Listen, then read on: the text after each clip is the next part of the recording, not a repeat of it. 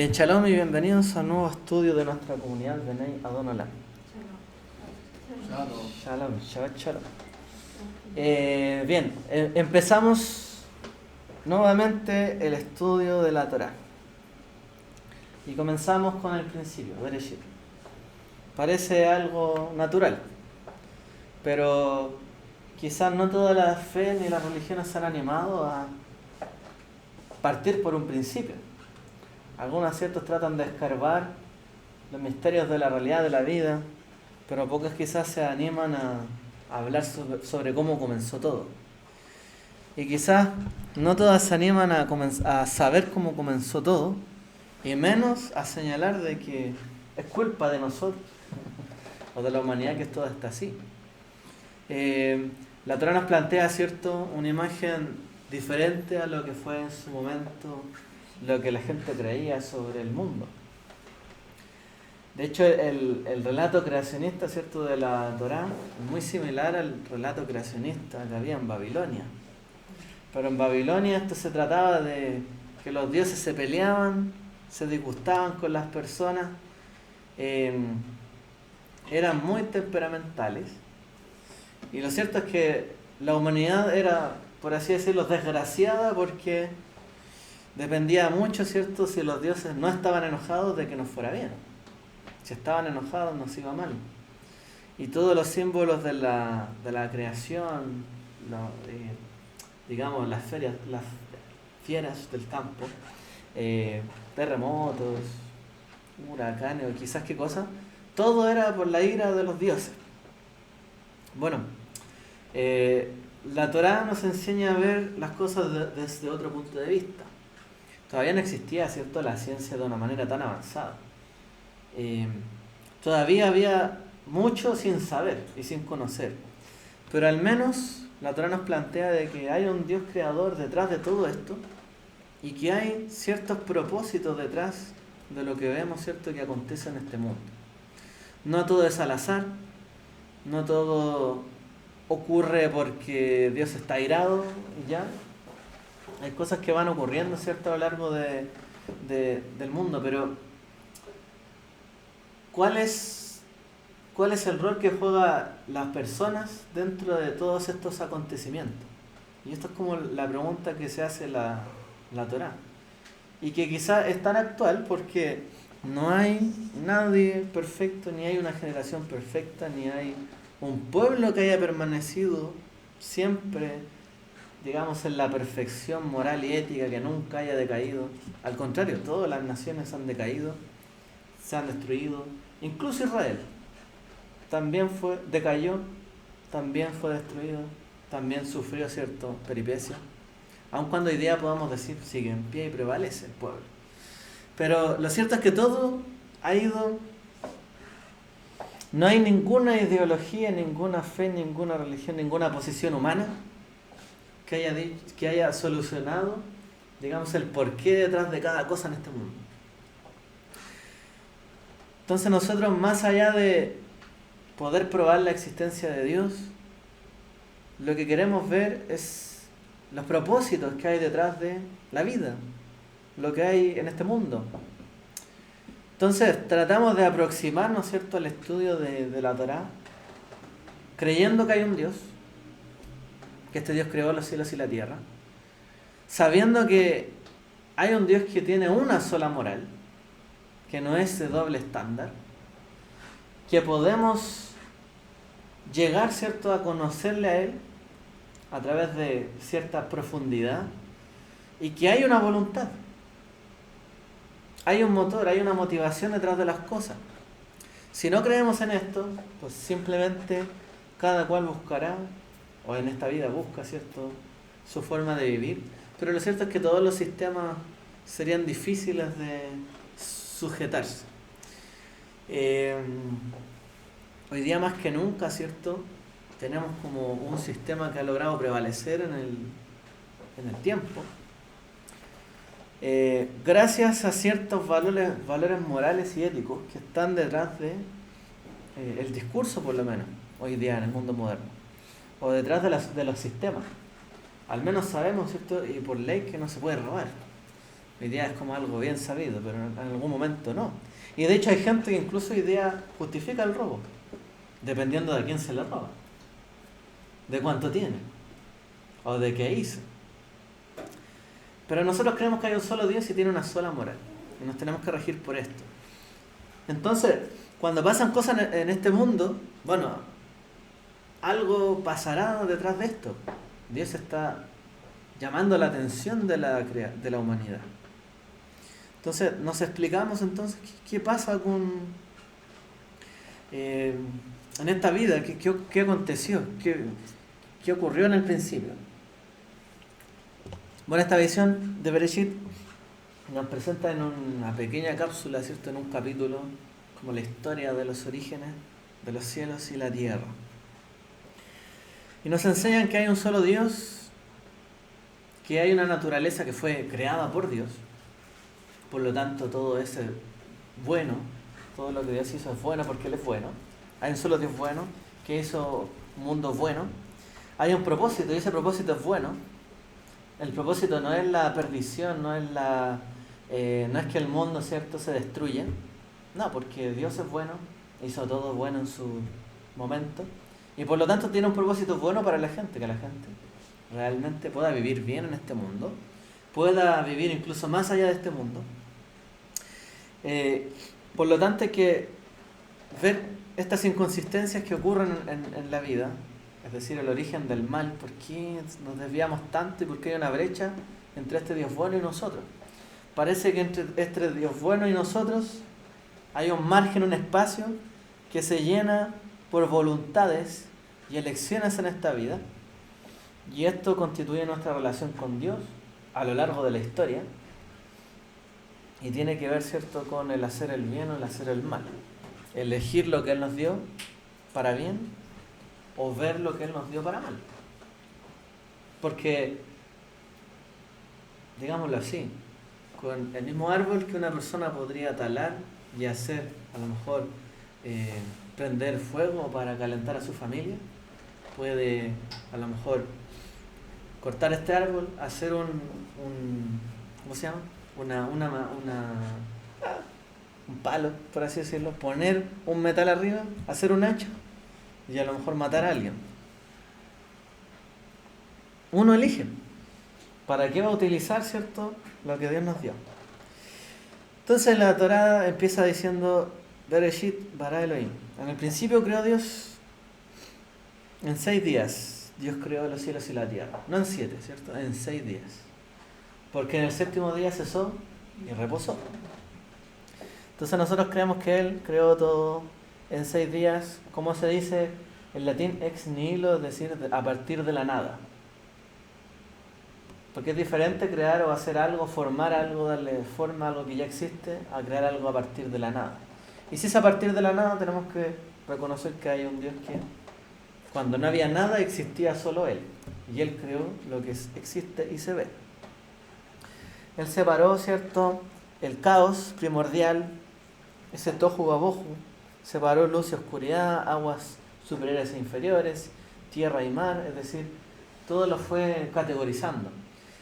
Si yo tengo una masa completa, para empezar a categorizarla o dividirla, primero tengo que separarla en dos, ¿cierto? Entonces, la mínima secuencia para separar y dividir las cosas es en dos. A lo mejor no todo es dual en esta vida, puede haber cosas que se dividen en 3, en 4, en 5, etc. Pero al menos se dividen en dos. Entonces, esto nos enseña que Dios separa. Dios separa lo uno de lo otro. La luz de las tinieblas, el mar de la tierra, separa lo bueno de lo malo, por así decirlo. Él separa, aparta. No es raro que esta figura, ¿cierto?, se siga repitiendo en toda la Torá hasta el Brit Hadashah. En el último tiempo, ¿cierto?, dice que Dios llamará a los corderitos, ¿cierto?, y a las ovejas y a los cabritos, ¿cierto? Y los separará por acá, por acá. O sea, Dios siempre hace una separación. Por lo tanto, también demanda que uno separe algo para Él. Entonces, en medio de toda esta creación, Él separa un tiempo. trabajo, se para, descanso. Cuando uno se enfoca mucho en una tarea, de hecho esto es simple, cuando uno está todo el tiempo, por ejemplo, ya barriendo, si barre 24/7, al otro día no va a poder, ¿sí? No se puede.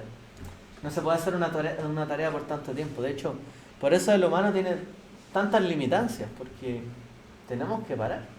Una persona podría querer ganar todo el dinero del mundo y trabajar 24/7, pero no puede. Trabaja un par de días 24/7 y se va a morir, porque el cuerpo no le va a dar. Le va a dar un infarto, lo que sea. Entonces Dios nos enseña a separar. Separar. También separó hombre y mujer. Había creado a la humanidad, separó hombre y mujer. Bueno, Dios separa. Y a lo largo de la Torá todo esto se sigue repitiendo, ¿cierto? Entonces todo esto culmina con la santidad del Shabbat, que establece un propósito para la creación. Después de tanto trabajo, ¿para qué es el afán de todo hombre con el cual trabaja diariamente? Es el descanso, el cese, que es el Shabbat, cesar, dejar de hacer cosas, ¿cierto? Para poder tener un reposo, que sería menujá en hebreo, que es diferente. Ya es un reposo que se puede disfrutar. Shabbat de por sí significa cesar, cesar de hacer cosas. Entonces el Shabbat para nosotros el día de hoy es cesar de hacer cosas. Ahora yo puedo dejar de hacer cosas, pero aún así no sentir descanso. Porque a veces, cierto, la gente deja de hacer cosas, no quiere hacer nada, se tira, pero se siente cansado. No disfruta ese tiempo. Entonces hay una desconexión que también tiene que ocurrir. Pero la antesala del verdadero reposo es cesar de hacer cosas, detenerse, de frenar tu pie, retraerlo, ¿cierto?, de tus propias cosas y empezar a reflexionar en lo que importa, en Dios. Ahí se puede encontrar la verdadera paz y quizá ahí se puede encontrar a Dios. Es decir, todas las cosas que Dios creó, digámoslo así, pueden servirnos a nosotros como múltiples herramientas en este mundo para hacer y deshacer. Y de hecho el mundo productivo, plantas, ¿cierto?, cosecha, tienen industria, usan los materiales, crean cosas, otros con las cosas hacen otras cosas, otros hacen servicio y todo el mundo está trabajando 24/7. Y si bien, y este es el punto, aunque Dios haya creado todas las cosas en este mundo, no es que las cosas son Dios, como algunos creen. O sea, el árbol es Dios. No.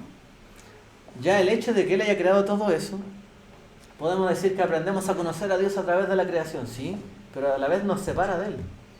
Porque mientras estamos ocupando toda la creación en 20 millones de cosas, finalmente tenemos que en algún momento cesar y reflexionar y decir, bueno, realmente esto lo hizo Dios para mí, para bien, y a través de esto le conozco. Pero yo puedo estar en una montaña, puedo mirar una montaña y ver, wow, Dios es majestuoso, pero a la vez puedo estar trabajando en la montaña, sacando minerales, y no voy a tener esa capacidad de razonar. Entonces, antes de acercarnos a Dios, tenemos que cesar. Cesar, que eso es el Shabbat. Solamente ahí podemos llegar a entender y comprender las cosas. Entonces, la humanidad fue creada para esto, para tener ese tiempo de descanso, reposo y poder admirar a Dios y todo lo que Él hizo. Por supuesto nos dio un montón de herramientas y capacidades creativas como para que podamos interactuar. Pero todas estas cosas podrían llegar a alejarnos de Él. De hecho, esto es lo que reclamaban algunos filósofos, ¿cierto? No voy a decir nombre, pero más allá, tipo de izquierda. ¿En qué sentido? Ellos acusaban que en la revolución industrial las personas estaban enajenándose del trabajo, es decir, yo trabajo fabricando un vaso y yo le agrego simplemente, hago el cierre del vaso, me llega el cartón, lo cierro, pongo eso y sigue avanzando. Pero ¿en qué momento la persona se siente parte de ese trabajo? Siente un valor, un significado en el trabajo que está haciendo. Simplemente es como que algo va y viene repetitivo y uno no siente como que haya hecho algo de valor. Porque es tan repetitivo lo que uno hace que uno no ve el valor, lo que hay detrás de eso. Y algunos acusaban, ¿cierto?, a toda esta industrialización porque la gente se enajenaba del producto. En cambio, un artesano trabaja el vaso, por ejemplo en la greda, le da la forma, lo trabaja, lo pule, lo ve de nuevo, le da la vuelta y siente que eso lo hizo él. Entonces ellos acusaban a toda esta gran revolución industrial y tanto abuso, decían, hacia la gente, que finalmente la enajenaban de lo que estaban haciendo, le quitaban como su libertad de contemplar, de saberse dueño de las cosas. Y eso no se puede negar. En un mundo tan álgido, ¿cierto?, donde se hacen tantas cosas, uno podría sentirse totalmente, por ejemplo, en un trabajo desconectado de lo que se hace en esa empresa. Una persona podría hacer una labor tan, comillas, insignificante que ni siquiera sepa a qué se dedica esa empresa hoy día. Y no era diferente en esa época que salió este reclamo, la enajenación de lo que uno hace. Bueno, en cambio, Dios creador, Él sabe lo que hizo, cómo lo hizo, por qué lo hizo, le dio forma, le dio propósito. Él sabe para qué hace cada cosa. Entonces, en medio de este mundo tampoco podemos vivir tan enajenados de la vida, a lo que nos dedicamos, porque si no perdemos el sentido de por qué hacemos lo que hacemos. Podríamos estar todos los días trabajando y sin cesar, en ningún momento pensar por qué hago lo que hago. No es que quiero tener más, pero a lo mejor tiene más y más y más y más y después llega el día donde dice, ¿por qué trabajé tanto? ¿Por qué no le dediqué tiempo a esto otro? ¿Por qué no? Arrepentimientos. Bueno, Dios no quiere que nos arrepentamos, nos dio la oportunidad de cesar, al Shabbat. Cesar, desconectarnos y conectarnos con la fuente, el propósito de la vida. Esto es importante, muy importante. De hecho, es una acusación bastante válida que se le hace al sistema hoy día, ¿cierto? Hoy día se acusa, mucha gente acusa esto al sistema. Y sí, también hay lugares donde se explota a las personas, no solamente a lo mejor laboralmente, a veces psicológicamente y de otras formas, para que la gente no disfrute de lo que está haciendo. Piénselo bien, si incluso puede haber un compañero de trabajo, una compañera de trabajo, que esté ahí molestando todo el tiempo para que la gente no pueda trabajar tranquila, ni darle valor a lo que hace, y trata de tirar para abajo a los demás. Los enajena, ¿cierto? Entonces uno se siente mal porque alguien me está tratando mal en lo que hago. O sea, yo quiero hacer las cosas bien, trabajar, pero alguien me tira para abajo. Bueno, poco y nada pasó de tiempo entre que Dios creó, hizo todo esto, le dio propósito, creó a su imagen y semejanza al hombre para que se sintiera así, creador, ¿cierto? Que pudiese tener esta creatividad en su vida para poder sentir como persona que tiene esa capacidad de crear, de tener libre albedrío, conciencia y una capacidad moral. Cuando ocurrió el primer pecado, la violación, la transgresión, ¿cierto?, de Adán y Jabá, de un solo mandamiento que Dios había dicho de no comer del árbol de la ciencia del bien y del mal. Es decir, es el acto de definir qué está bien y qué está mal, ¿cierto? El árbol de la ciencia del bien y del mal, el poder saber y definir qué está bien y qué está mal. Entonces, en ese momento, la humanidad, y esto es lo que plantea Bereshit, se atribuyó esta capacidad que solo debiésemos haberla dejado a Dios. La atribución de decir qué está bien y qué está mal, qué es bueno y qué es malo. Por lo tanto, si mi moral está un poco torcida, inmediatamente puedo llegar a concluir mal, qué está bien y qué está mal. Este es el problema. Este es el problema de las personas que Muchas veces juzgamos a otros porque nos falta información. Basta con que no sepamos una cosa clave para juzgar mal.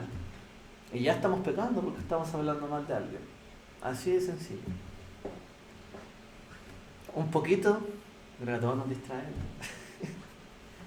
Esa avispa que está ahí. Creación de Dios. Entonces, esa capacidad de nosotros definir qué está bien y qué está mal, pese a nuestra infinita capacidad e inteligencia y conocimiento, nos hace caer en error. Entonces hoy día, lamentablemente, hay que descubrir el mundo a través de millones de opiniones, donde millones están equivocados, porque la verdad es una sola. A lo mejor pueden haber miradas diferentes, sí, ok, pero si hablamos de verdad y mentira, hay una verdad. Los hechos, lo que es, y todo el resto miente. Entonces hoy día, de hecho, estamos en un mundo donde todos publican su verdad, o lo que ellos dicen que está bien, y lo que otros dicen que está bien, y al final esto no concuerda por ningún lado. Este es el problema. Entonces, la humanidad está sumida en una falta de conocimiento del bien y del mal. No sabe qué está bien, no sabe qué está mal. El mundo está en esto extraviado. A lo mejor hay cosas que estamos en ciertos consensos, porque hay un método científico, hay una forma de probarlo, y aún así se deja la apertura de que por mucho que algo se haya descubierto y probado, podría ser que incluso se descubra otra cosa que diga que eso no era así tal cual. A lo mejor era una versión reducida de la realidad. Es, por ejemplo, el estudio de las partículas. Antes se creía que había seres pequeños, ¿cierto? Que se movían, otros creían que eran invisibles. Ya después descubrieron que había como un átomo, pero después tenía protones, tenía neutrones, tenía electrones, y después de eso no, es que ahora hay, ¿cómo se llaman los quarks? Ya, los quarks. No sé si eso es español, no conozco en inglés. Entonces, que hay partículas más pequeñas, después no es que hay otras más que están ahí, hay otras que son teóricas y que se cree que se existen porque son teóricas, y si está en la teoría, son capaces de existir. Ahí inventaron el acelerador de electrones y descubrieron una partícula nueva que era teórica, pero se dieron cuenta que existía, porque con eso valía la teoría. Pero en el fondo no hay una verdad totalmente absoluta, como que se va descubriendo, pero la verdad final de todo no la podemos tener, la tiene Dios que conoce todas las cosas. O sea, esto es simple, para yo conocer toda la verdad de algo tengo que conocer todas las variables, todas las intenciones. Si yo quiero conocer, por ejemplo, qué es lo que va a pasar la otra semana, quién va a venir acá a la comunidad y quién no, yo tendría que conocer todo lo que va a hacer una persona en la semana, todas las intenciones, todas, incluso si el mismo día sábado, si alguien va a venir o no, saber cómo se despertó, si amaneció enfermo o no. Alguien pudo haber dicho que sí, pero a lo mejor no pudo. No sé, para jugar a eso, la verdad tendríamos que ser Dios. No se puede saberlo todo. No podemos juzgarlo bien porque no sabemos todo. Este es otro pecado, ¿cierto?, de las ideas que hoy día existen. Que hay quienes creen que pueden ser Dios y controlar a las personas, o controlar las acciones de las personas. Por ejemplo, la economía, que es el conjunto de acciones de la gente. No se puede, nadie sabe cómo la gente va a decidir o cómo va a elegir tomar su decisión última.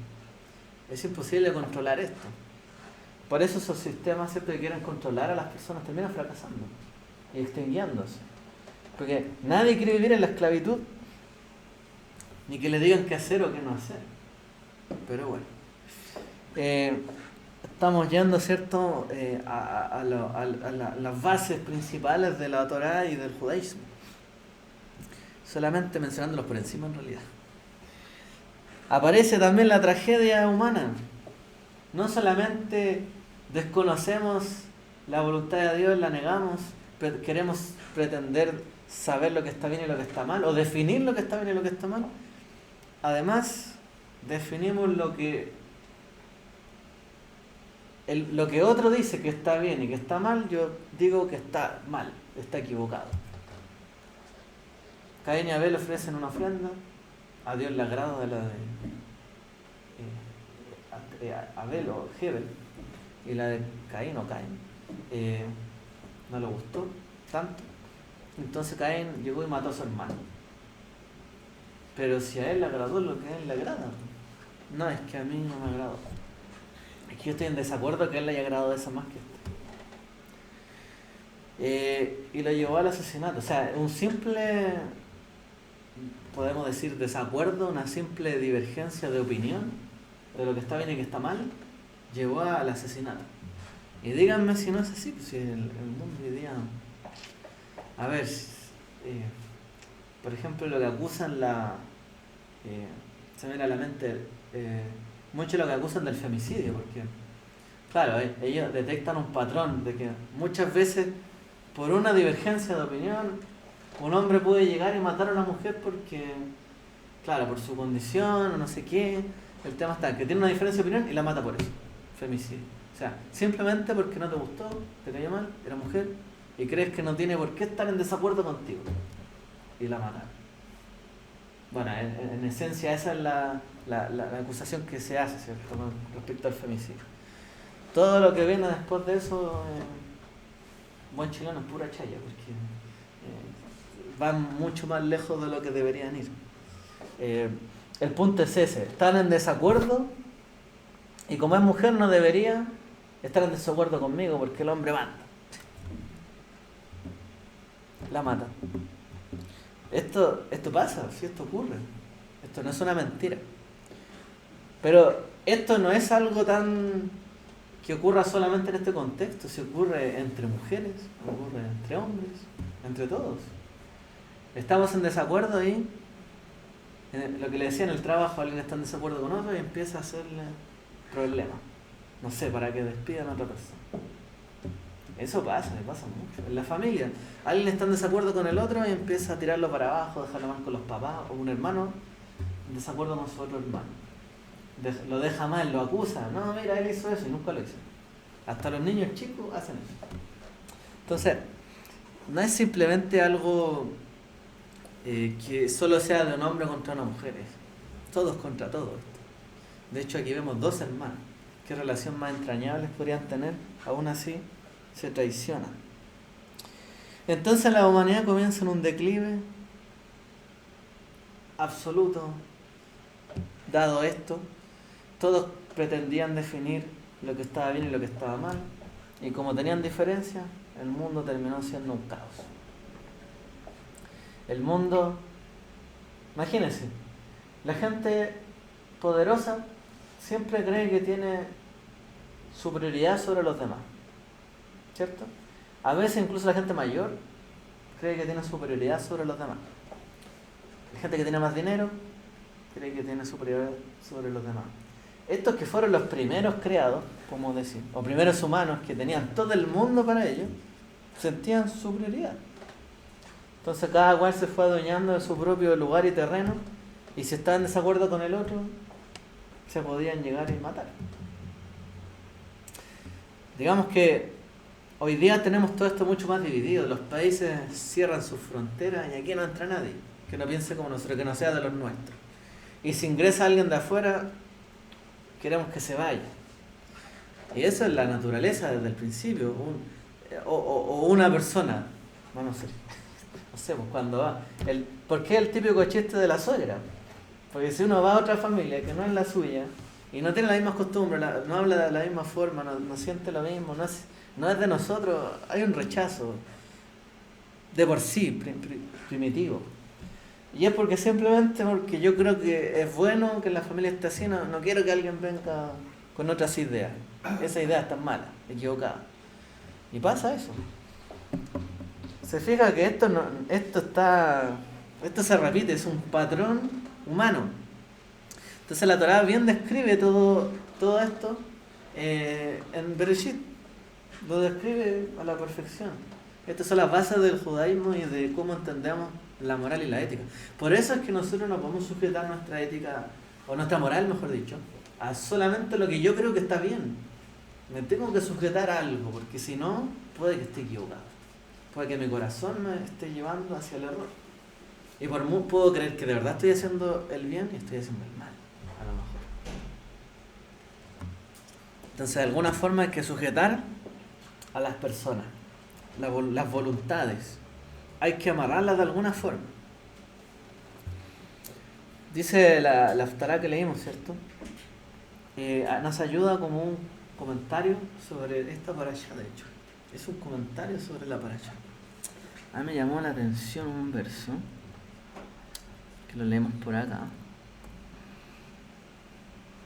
Dice...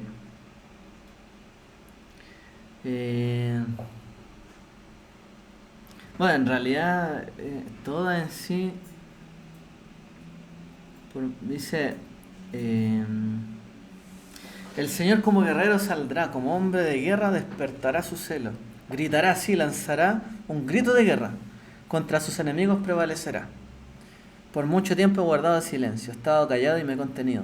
Pero ahora grito como mujer de parto. Resuello y jadeo a la vez. Asolaré montes collados, secaré toda su vegetación, convertiré los ríos en islas, las lagunas secaré. ¿Para qué? ¿Por qué todo esto? ¿Por qué tanto escándalo va a hacer Dios? ¿Por qué guardó silencio y ahora va a gritar, va a ser como una mujer en parto, dice? Y ahí dice, conduciré a los ciegos por un camino que no conocen, por sendas que no conocen los guiaré. Cambiaré delante de ellos las tinieblas en luz y los escabrosos en llanura. Estas cosas haré y no las dejaré sin hacer. Serán vueltos atrás y completamente avergonzados los que confían en ídolos, los que dicen a las imágenes fundidas, vosotros sois nuestros dioses. Sordos oíd, ciegos mirad y ved. Es decir, todo el mundo está equivocado. Se están conduciendo mal en la idolatría. Y Dios parece que hace mucho tiempo guardó silencio y el mundo sigue conduciéndose hacia el error. Pero llegará el momento, dice acá, no estaré callado, será como un hombre que va a la guerra y va a gritar, ¿qué cosa? La moral, la verdad, lo que debe ser, cómo deberían ser las cosas y quiénes están equivocados. Por eso se levanta Dios, para demostrar quién está equivocado y, como dice acá, avergonzarlos completamente. Por eso dice, voy a conducir a los ciegos por un camino que no conocen, porque todo el tiempo lo guiaron por el camino mal a los ciegos. Entonces aquel que no veía todo el tiempo fue conducido por el mal. Yo les voy a mostrar el verdadero camino. Y por eso se levanta Dios, para mostrar la verdad, mostrar lo que es su propósito. Y este es el problema de la humanidad. Ya nadie había que pregonara la verdad a Dios. Cada cual se aparta por su camino, construye su propia verdad. La humanidad se deteriora hasta más no poder, hasta que llega Noah, llamado, cierto, la Escritura, pregonador de justicia. Porque alguien tenía que alzar la voz, alguien tenía que hacer lo contrario. Todo el mundo decía, no va a llover. Él fue y construyó algo para la lluvia. Algo totalmente sacado en el fondo de lo que era la normalidad, para que sus obras gritaran en el fondo que estaban todos equivocados. Y eso es lo que dice la profecía. En algún momento Dios va a demostrar que están todos equivocados y todos se están conduciendo mal. Entonces, ante ese deterioro, tiene que haber alguien que alce la voz. Y Dios ya no puede permitir acá, como dice acá, que esto siga ocurriendo todo el tiempo. Yo soy el Señor, en justicia te he llamado, te sostendré por la mano, por ti velaré, te pondré como pacto para el pueblo, como luz para las naciones, para que abra los ojos a los ciegos, para que saques de la cárcel a los presos, de la prisión a los que moran en tinieblas. Yo soy el Señor, ese es mi nombre, mi gloria no daré a otro. Por eso se alza el Mesías, ¿cierto? Y no calla. Y aunque lo fueran a matar, no callaban. Y le decía a los discípulos, oye, pero no vayas para allá, al templo, si sabes que están los que te quieren apresar. Iba igual. Porfiado, podemos decir, el Mesías, Yeshua. Pero eso tenía que hacer, era su misión. Alzar la voz ante la decadencia, que existía. Entonces, por eso dice esa famosa frase, po. O sea, es peor el silencio, ¿cierto?, de los justos que la maldad o la vocifería de los malos. Es peor cuando la gente que de verdad hace el bien se calla y deja que todos los que quieren hacer el mal lo hagan y ya. Porque ahí todos terminan mal. Entonces hay que detener, hay que frenar la maldad. Los justos no pueden permanecer siempre en silencio. Y ahí está la profecía, dice Dios, se levantará. ¿Después de qué dice? Porque aquí dice, antes de eso, como para dar el contexto, cantad al Señor cántico nuevo, cantad su alabanza desde los confines de la tierra, los que descendéis al mar, cuanto hay en él, levante la voz en el desierto, en sus ciudades, en las aldeas donde habita Cedar, canten con júbilo, den gloria al Señor. O sea, primero reconózcanlo a Él. Y una vez que lo reconozcan a Él y que Él es la verdad, Él se va a levantar y va a defenderlo. Y va a avergonzar a todos los que están equivocados. Pero cuando nadie le busca, es como que nadie lo alienta a que se levante, que cambie las cosas. Pero cuando sí hay voces que se alzan, ahí sí Él viene y sale al rescate. ¿Ok? Entonces, el Haftará nos habla de cómo Dios Creador es el que creó los cielos y la tierra, el que da aliento al pueblo, dice ahí, la Neshama. Así dice el Haftará. Y si Bereshit nos dice que somos creados a imagen de Dios, el Haftará nos da el porqué. Dice, para hacer luz para las naciones. Él separó la luz de las tinieblas y también separó un pueblo para sí, para que proclame su verdad y defienda lo que es su propósito. Para eso hizo Israel. Para eso llamó a Abraham. Un pueblo que conoce la luz y muestra la luz al mundo. La misión, ¿cierto?, de Bereshit, que es separar, dar a conocer la luz de las tinieblas. El propósito es para que los que están en tinieblas o los que son los ciegos vengan a la luz, a ver la luz. Y eso dice el profeta. La misión es que hay personas que van a estar en tiniebla y oscuridad. Tienen que salir a la luz para que el que esté apresado sea libre. Los cautivos, ¿cierto? Entonces, todo este relato de la creación en el profeta se transforma en un imperativo moral y espiritual de cómo nosotros debiésemos conducirnos en este mundo. Bueno, ¿qué hacemos ahora que ya fuimos creados? Tenemos que ser socios de Dios. Tenemos que ser sus socios para traer el bien a este mundo.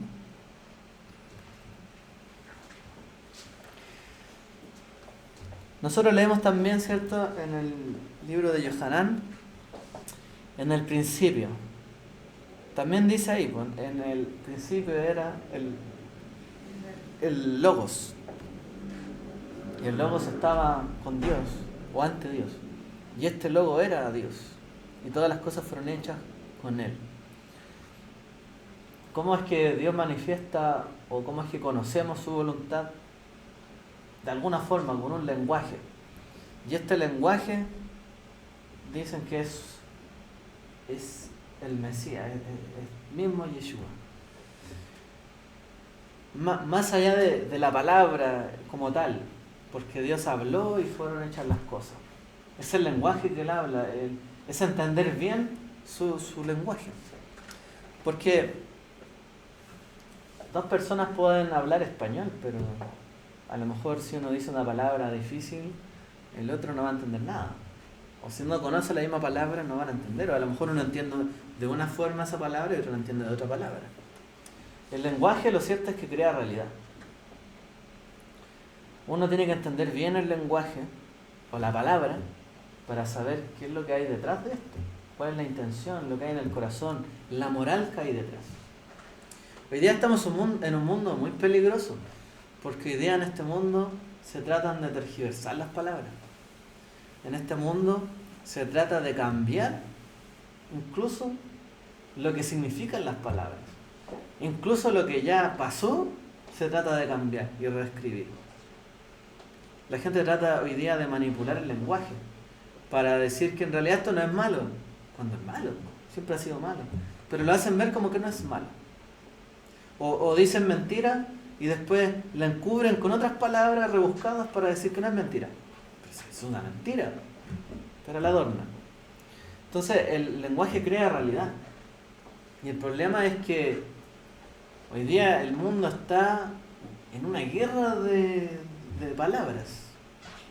Hoy día un mismo acontecimiento, no sé, es relatado por 20 medios. Y los 20 medios lo escriben de tal forma que se puede interpretar de una manera diferente. O sea, lo que él dijo, a mi conveniencia, o a la mía, o a la mía, o a la mía, o a la mía. Y al final todos lo ven a su conveniencia. Para dejar mal a alguien, o para dejarlo bien, o para dejarlo más o menos mal, o para no dejarlo tan mal. O sea, esto es lo que hace hoy día el lenguaje. De hecho, lo que hacen muchas veces en política, hay una terminología que se llama el terrorismo semántico. Porque de hecho, todos los grandes cambios ideológicos que ha habido en el mundo se hicieron a través de reinterpretar el mismo lenguaje, darle otro significado. Lo que siempre significó algo, dicen que no, que significa esta otra cosa como algo bueno, y encubren lo malo con algo bueno. Voy a dar un ejemplo histórico. Cuando fue la época de Martín Lutero, el mundo creía, ¿cierto?, o sea, nosotros creemos que el mundo estaba en un oscurantismo, ¿cierto?, en la Edad Media, que era todo malo. Ok, estaba todo errado, la iglesia controlaba, etc. Pero resulta que cuando él dicta estas tesis, viene el momento de la historia donde más control tuvo la iglesia y poder sobre la vida de las personas.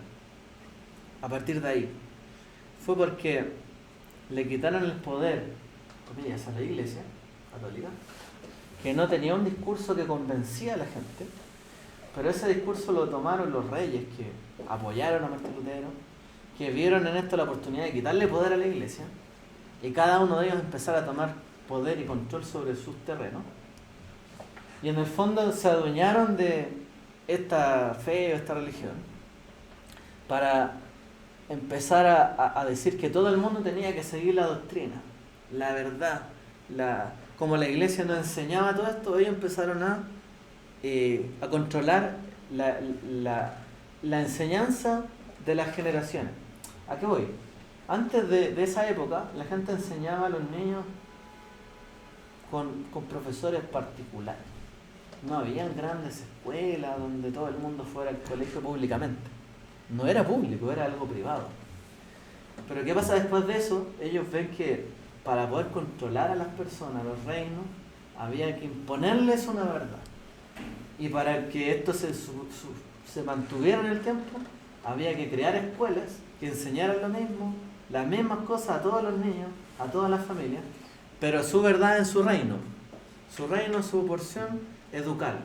Entonces, la escuela como hoy día la conocemos se creó en esa época y fue una forma de control poblacional para que la gente no se rebelara contra ese sistema o esa educación o esa verdad. Antes la gente tenía mucha más libertad de enseñanza, pero a partir de ahí todo empezó a ser manejado de una forma centralizada y era para no rebelarse contra el poder, porque en el fondo todo el sistema educacional ayuda a que la gente siga el camino del sistema. Pero si hay alguien que está en contra, que no le gusta que alguien le imponga su enseñanza, se tiene que salir del sistema, pero no puede. Hoy día por ley uno no puede no mandar a un niño, por ejemplo, a un colegio o enseñarle. Y no es que eso esté bien no enseñarle a un niño, pero el punto es controlan todo lo que le enseñan a una persona, desde pequeño hasta más grande. Por lo tanto, forman a las personas conforme a lo que son sus creencias. Hay pueblos que siempre han sido rebeldes contra esto y siempre han sido de alguna forma apartados de las sociedades. Por ejemplo, el pueblo judío a lo largo de todos los países donde estuvo. porque tenían sus propias leyes, sus prácticas, su enseñanza, y muchos los detestaban por esto, porque no se asimilaban.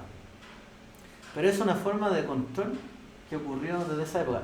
¿Y cómo lo hicieron? Cambiando las palabras, digamos, de la fe.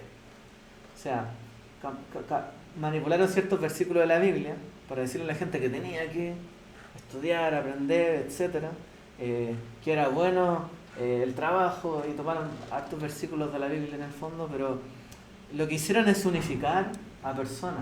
Hoy día, por ejemplo, un niño, perdón, el ejemplo, antes de darle la palabra, un niño se le obliga a que tiene que aprender algo, pero cuando a una persona le obligan a aprender algo, no le va a entrar por ningún lado.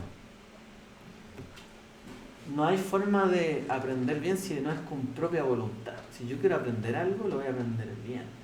Por eso un niño que le gusta hacer otra cosa, lo aprende bien. Pero cuando lo obligan a aprender algo en su cabeza, no. Los niños sufren mucho en el colegio por esto, porque los obligan. Y a todos nos obligan a posicionar ciertas ideas en nuestra vida. Los profesores se enojan porque uno no lo escucha, pero es que a veces los niños no quieren aprender eso. Entonces, hay un sistema hoy día que es un poco manipula, ¿cierto?, el concepto del saber, el aprendizaje, etcétera, para también obligar a la gente, les quitan su libertad y les imponen muchas ideas y creencias en esta sociedad. Lo cual para nosotros pasa, como se dice en buen chileno, colado, pasa de largo, no nos damos cuenta. Y esa es la verdad, no nos damos cuenta de esto, porque esto ya está establecido hace mucho tiempo. Entonces, pero ¿qué pasa? Que en muchos países la educación, como está centralizada, claro, viene alguien que tiene otra idea, empieza a meter ciertos temas a los currículums, dice esto no sirve, hay que poner esto otro, y cada vez la población se sigue manipulando, ¿cierto?, a través del estudio, el aprendizaje y el lenguaje en el fondo que estudia. Entonces, si antes una palabra para una persona era algo malo, hoy día no es algo malo. Y así cambian los patrones. Fui muy largo con el ejemplo, pero es que no lo podía explicar en breve. No, Sergio. Sí, bueno, eso ha sucedido en más de una oportunidad en la historia respecto de cuando se le quita poder, por ejemplo, a la Iglesia Católica para conseguir otros propósitos. Sucedió en Inglaterra cuando se separaron también del catolicismo y generaron, ¿no sé, otra religión a la medida del rey. Y, a la medida de ellos. Claro, después terminada la Segunda Guerra Mundial se produjo un conflicto también de intereses muy potente entre el Vaticano, que siempre ha tenido su presencia, y el gobierno norteamericano.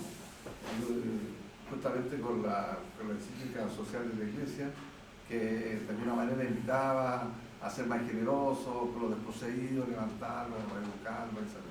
Entonces el gobierno norteamericano, que lo hizo a mediados de los 50, principios de los 60, empezó a exportar fuertemente el protestantismo en Latinoamérica, para quitarle de alguna manera poder de evidencia a la Iglesia Católica en Latinoamérica, que partieron con los misioneros, ¿no es cierto? Partieron con los radiopredicadores, los telepredicadores, formaron una cantidad enorme de congregaciones protestantes en Chile, al punto que llegó un momento, como sucedió, de cualquier persona eleva una comunidad evangélica sin ningún tipo de disciplina, separándose del Vaticano y dándole el prestigio al Vaticano de que era el trono donde se sentaba Satanás, las 7 colinas que iban a ser todos esos momentos donde dicen que eso es el diablo, todo eso lo enseñan los protestantes, los protestantes ilustrados, y los protestantes más ignorantes hacen lo mismo. Entonces al día a la gente se le enseña que no hay que reclamar, hay que orar por los gobernantes. De hecho, a todos los dictadores latinoamericanos que tuvimos entre los 80, le mandaban estos predicadores para bendecirles y decirle que Dios lo había puesto, que la libertad y la paz y todo eso. Así que los tipos moralmente, de alguna manera, se les daba cierta legitimidad a ese respecto. Aquí en Chile sucedió eso. Vino Jimmy Swaggart, Gigi Ávila venía todas las semanas. Eso se hace con los niños. Claro, con los poderosos de Chile, de Argentina y de todas partes. Entonces, de alguna manera, la lucha de poderes, en definitiva, para someter, como usted dice, a la masa, a los pueblos, ha sido a través de la religión. Y concuerdo con usted cuando dice que el judaísmo no ha encajado en esto, porque nunca ha abandonado su esencia, ¿no es cierto?, su origen, su pureza en este sentido. Por mucho que haya podido, que no lo han hecho muy bien, pero en el fondo, en la trayectoria, en el largo plazo, ha cumplido con su propósito de ser un pueblo separado, Claro. apartado. Y ese es el ejemplo que tenemos para nosotros, copiar eso. Sí. Bueno, todo esto terminó y hoy día la historia, en el fondo hoy día el gran manipulador de todo son los estados, El poder. que arrojan demasiado poder Claro, sobre la vida de las personas. claro. Y ahí estamos todos inmersos en el juego de otros. Lamentablemente. Sí.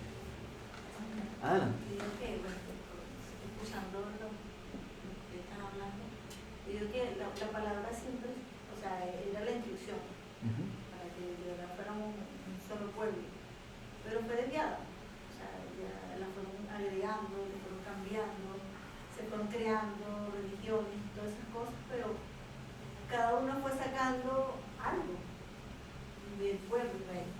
Porque todos van teniendo, de hecho, ahorita que estoy aquí, ahorita en Torah, o sea, veo tantas cosas y veo la verdad muy clara de todo el desvío que hay hecho, porque llegando las oraciones acá, la Shahari y todo eso, o sea, se parecían mucho a los católicos, o sea, cuando, como ellos cantan, esas cosas, yo creo que ellos fueron imitando esas cosas y agregaban eso, y iban, o sea, iban con las imágenes, o sea, iban desviando. Y así que ha traído todo eso el mundo, la mentira. Y se desvió la verdad, pues, o sea, por eso está esa venda en los ojos que las personas ven lo malo bueno y lo bueno malo. Entonces yo digo que eso ha traído mucho a los niños hoy en día eso. De hecho, ya las personas en tantas religiones han caído en ateo. Ya no quieren nada. Yo cuido 3 niños y los padres son ateos. O sea, y yo los cuido, yo les pongo historias bíblicas, de hecho ellos se emocionan, comentan de las historias y es difícil porque esos niños no iban a tener la oportunidad de poder escuchar la palabra de vida jamás, porque ellos no creen ninguna de sus familias, están en clases de francés, en clases de inglés, o sea, prácticamente el mundo completo en ellos, muy sabios, muy todo, pero no tienen la letra. Y ahí, bueno, a través de eso, yo le he podido, y yo creo que grandes por lo menos van a tener conocimiento de algo de la palabra o le llama la atención, pero sí se ha desviado mucho eso. Y hoy en día que los niños son prácticamente los que van a quedar, o sea, no están llevando, no están recibiendo ese mensaje. Para un H, por esos niños que vienen a la iglesia hoy en día, porque son de verdad como que elegantes. Ya, muchas gracias. Sí, pues hoy día nos jugamos mucho el futuro, o siempre se juega el futuro en las nuevas generaciones, los niños. Y seamos sinceros, o sea, hoy día se entregan a los hijos a un sistema que, pensémoslo bien, nos da todas las garantías de que si pasándole a mis hijos van a ser una persona correcta, moral, que aprendió bien, que se va a desenvolver bien en la vida. Hoy día los colegios muchos no tienen esa capacidad. De hecho, incluso sus compañeros, la sociedad como tal, hoy día hay mucho maltrato. Uno pasa a los hijos y en realidad a veces es un azar. Hay que decirle a los niños, con mucha preocupación en el hogar, cuídate de esto, otro, no hagas esto, cuida con esto, mucha advertencia para que realmente haya cierta garantía de que los niños van a hacer algo bien, van a aprender bien, pero no nos encontramos con eso. Y hay una desconfianza porque luego cuando salimos a la sociedad, digamos, trabajo, familia, no nos encontramos con eso. O sea, todos esos principios que dicen que están enseñando, educando, sociales aquí, de aprendizaje, después uno ve que la gente actúe de esa forma, o los tenga asimilados. Entonces los sistemas no nos están dando todas las garantías de que al entregar a los hijos realmente va a haber una buena educación. Porque solo intentan meterle a la cabeza a la fuerza las cosas en vez de motivar, llamar la atención al aprendizaje de los niños, ¿cierto? Y que ocupen la autorreflexión sobre todo. Porque uno puede estudiar todo en el mundo, de todo, pero si uno no reflexiona sobre lo que está estudiando, no sirve. Puedo aprender mucho, pero si no tengo mi propia opinión, si no logramos formar a las personas con una buena opinión, pero una opinión buena, basada en hechos concretos, Hoy día hay mucha gente que opina sin saber. Opina porque quiere opinar nomás. Pero no porque sabe lo que debería conocer para opinar. Entonces, no sé, yo creo que hoy día el mundo, o por lo menos, no digo que el mundo, pero al menos yo aquí no veo esa garantía. No sé, yo he estado siguiendo de cerca el caso de la educación. Yo cuando entré a la universidad justo estaba estas revoluciones pingüinas. Pucha, pasaba todo el año con paro y temas. Estaba atento a todo lo que estaba ocurriendo. Educación gratuita, pública, de calidad. Lo único que he visto desde esa época hasta hoy es que se ha deteriorado la educación en todos los niveles. Entonces, no veo garantías reales, ¿cierto?, de que de verdad se quiere hacer algo mejor, porque no está ocurriendo algo mejor. Al contrario, está bastante peor. Entonces, no sé, yo ahí no... Cuando se trata de la educación, no hay que entregarlo tan fácil. Nuestras ideas tampoco hay que entregarlas tan fácil. Por mucho que alguien sepa mucho más que nosotros de repente, yo no soy tan perito en la Biblia, tampoco hay que renunciar tan fácil a la idea y dejarse llevar por otro. Los jóvenes sufren esto. Como no conocen mucho los niños, claro, viene un niño y le dice otra cosa, la masa sigue otra cosa y va por ese camino. Y a lo mejor en la casa le enseñan otro camino, pero son tantos que al final los absorben. Bueno, no tiene que renunciar tan fácil a lo que uno cree que está bien. Y sobre todo si estamos hablando, como decíamos, la palabra de Dios, que trasciende incluso a nuestro propio criterio de lo bueno y lo malo. No hay que ceder tanto. En este mundo está lleno de maldad. El mundo está lleno de maldad. Podríamos decir que la religión en sí ha sido causa de más mal que beneficio en el mundo lejos de Torah. Mira, en cuanto a la manipulación y control de las masas y de las personas, sí, absolutamente.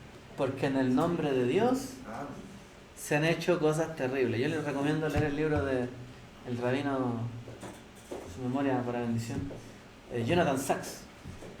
Not in God's name, no en el nombre de Dios, se llama. Pero no está en español. Sí, no en el nombre de Dios. Un rabino judeo ortodoxo, gran rabino de Gran Bretaña, de Inglaterra, por muchos años. Y él tiene ese libro muy bueno. Es que yo gracias al Eterno se me presentó una oportunidad que yo no busqué. Igual uno de repente se pone a pensar y que las oportunidades se dan por algo. Y a mí me llegó un beneficio de poder educar a mis hijos en mi casa. Y me hacen la educación a domicilio. Y yo para mi Hashem, porque yo no lo busqué, pero también entendí que lo que él quería es que estuvieran apartados, porque hoy en día la educación está como muy desordenada. Entonces doy gracias al Eterno que se me presentó esa oportunidad.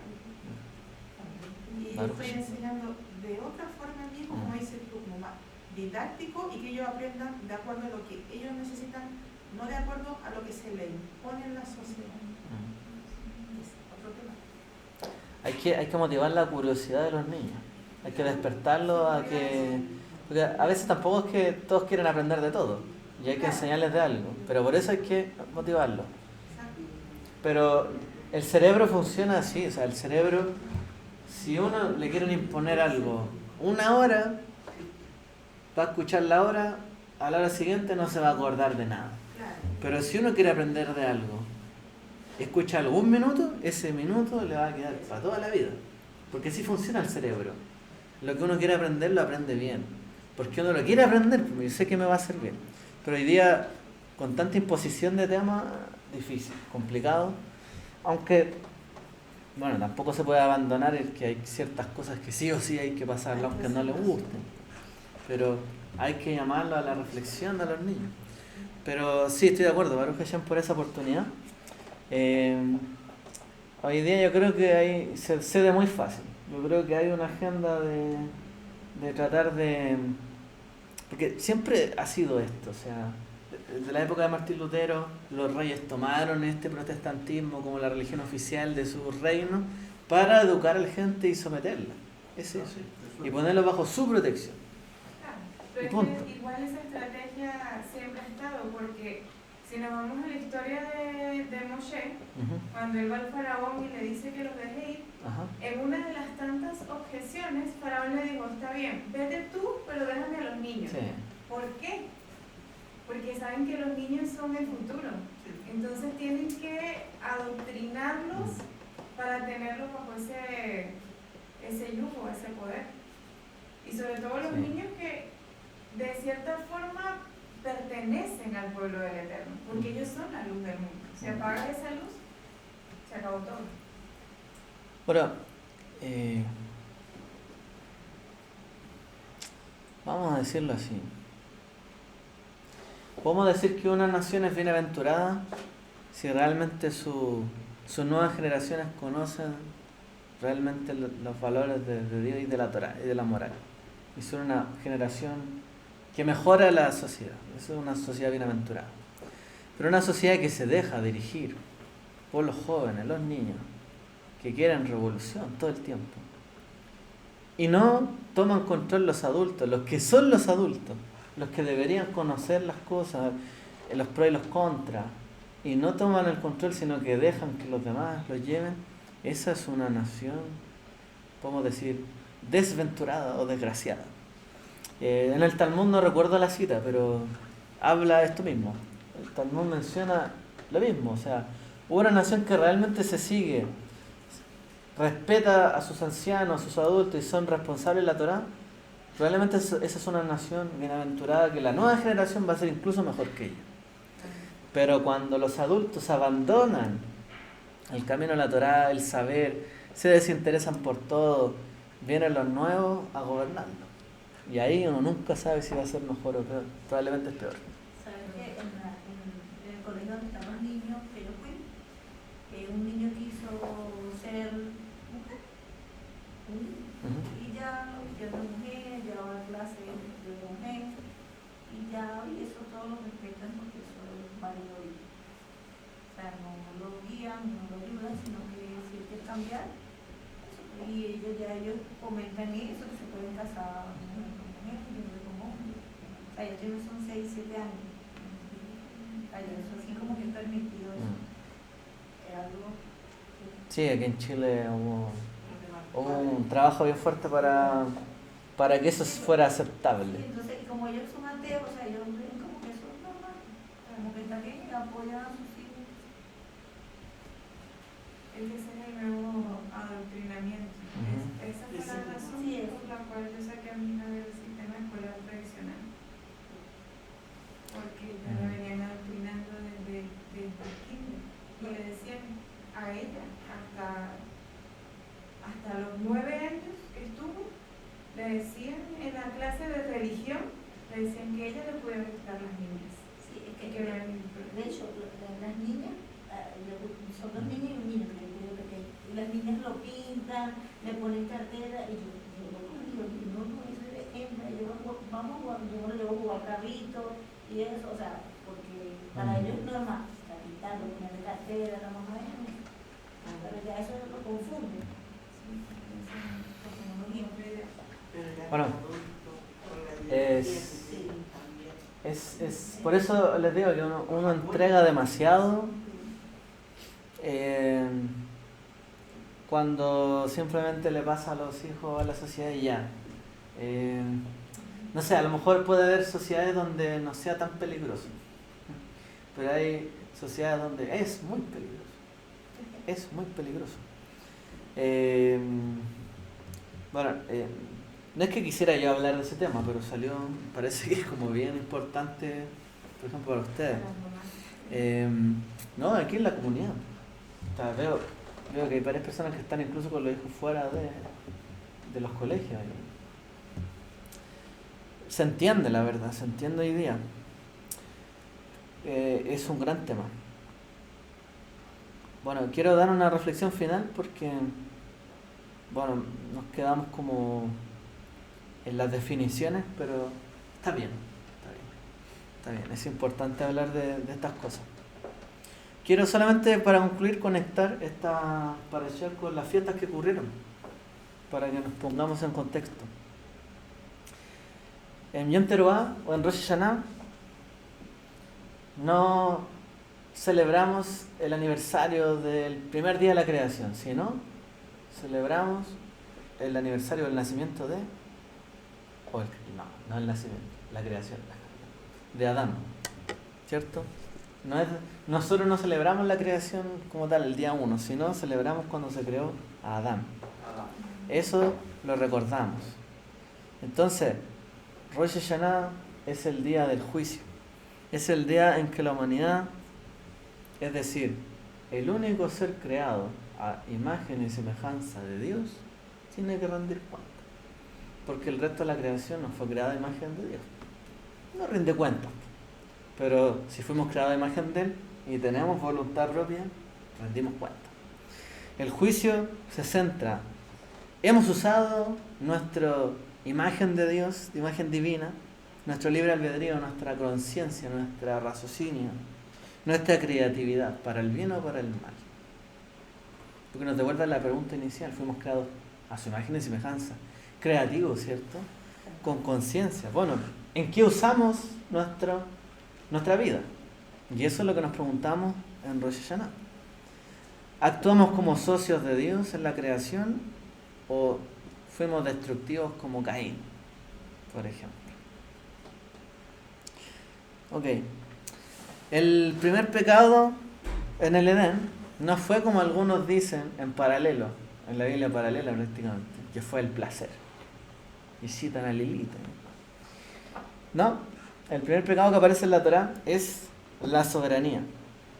Es decir, el comer del árbol del conocimiento del bien y del mal, Adán y Eva decidieron que ellos iban a definir el bien y el mal, en lugar de aceptar la soberanía de Dios.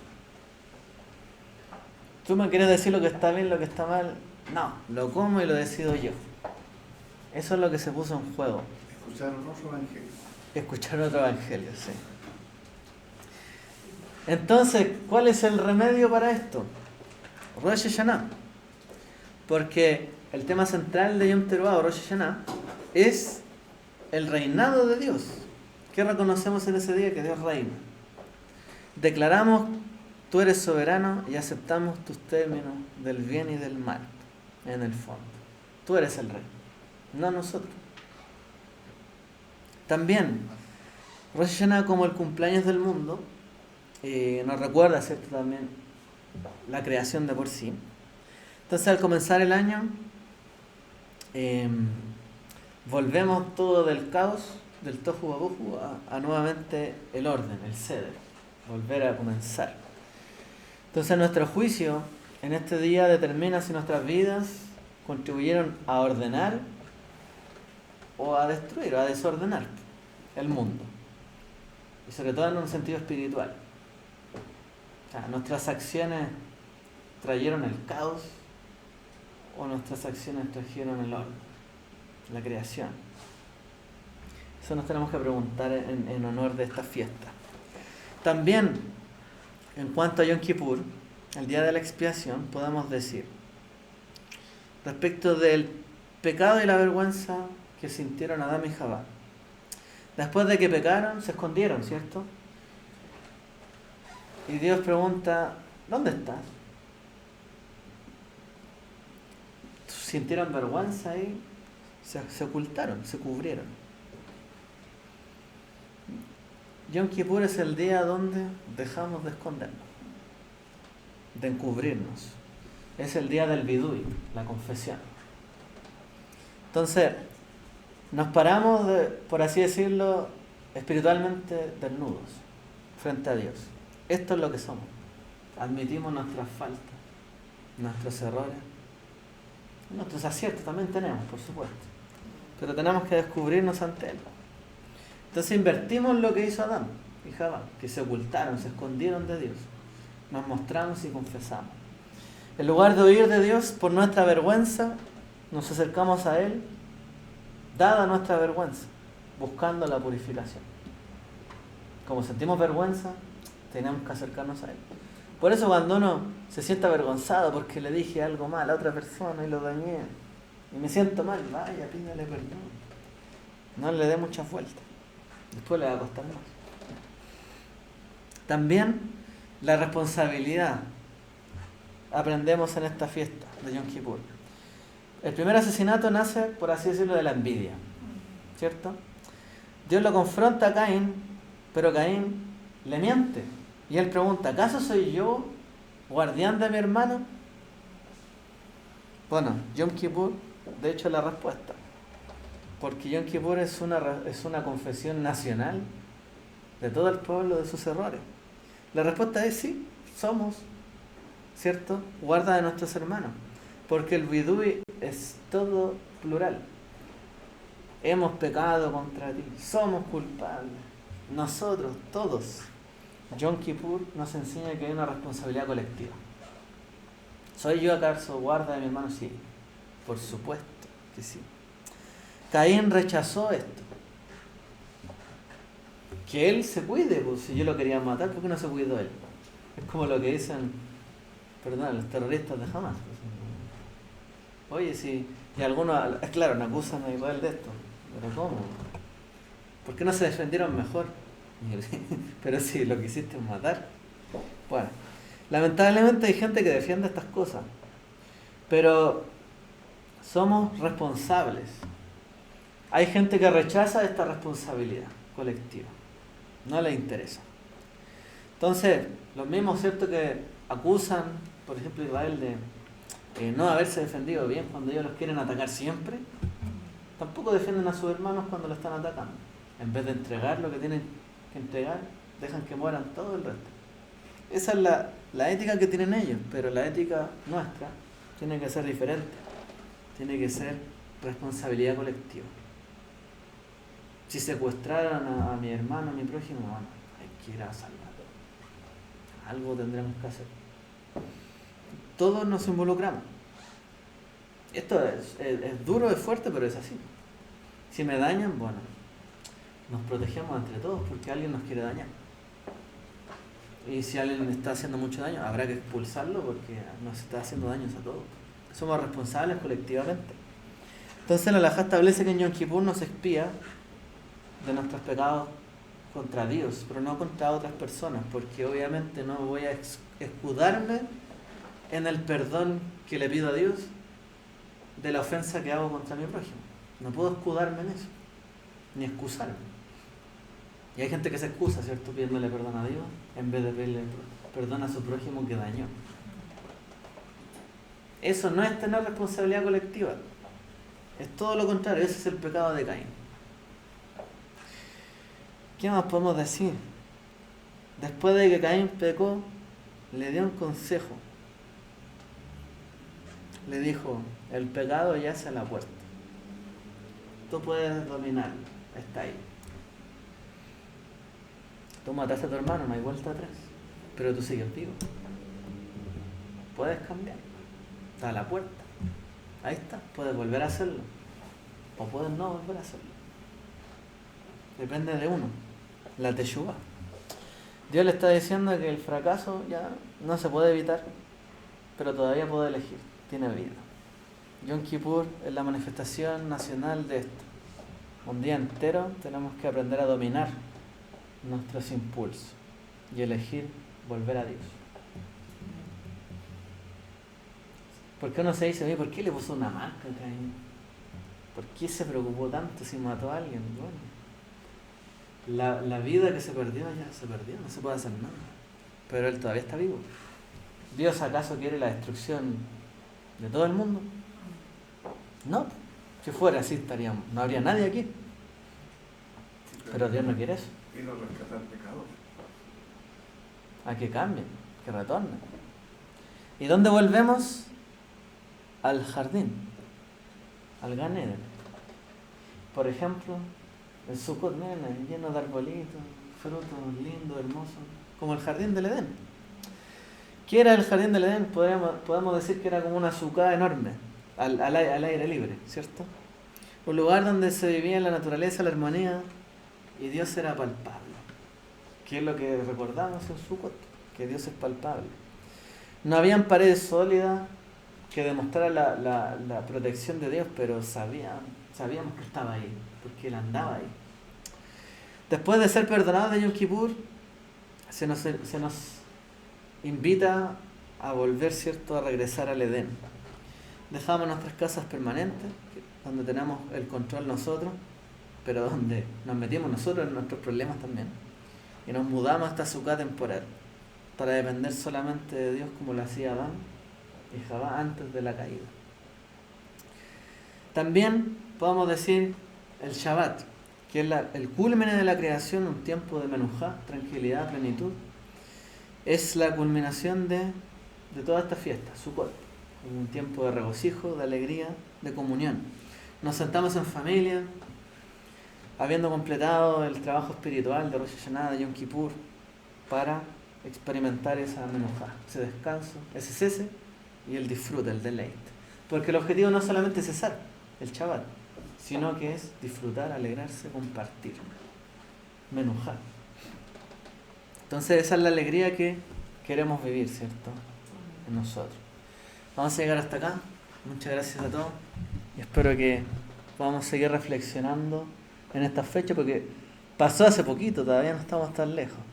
Así que les animamos a todos a empezar bien nuestro año, a seguir fieles al Eterno, ¿cierto?, en este nuevo ciclo, en el estudio de la Parashá, la Torá, también en el congregarse, ¿cierto?, y el participar de la actividad, y bueno, y el seguir ahí personalmente indagando, alimentándose espiritualmente. Y no entreguemos tan fácil la verdad de Dios a cualquier idea de este mundo, porque estamos llenos de otras tendencias que nos alejan de Él. No seamos tan fáciles. El mundo está muy fácil hoy día. Resistámonos a todo esto, ¿ya? Que Dios les bendiga a todos. Shabbat Shalom. Shabbat Shabbat Shalom.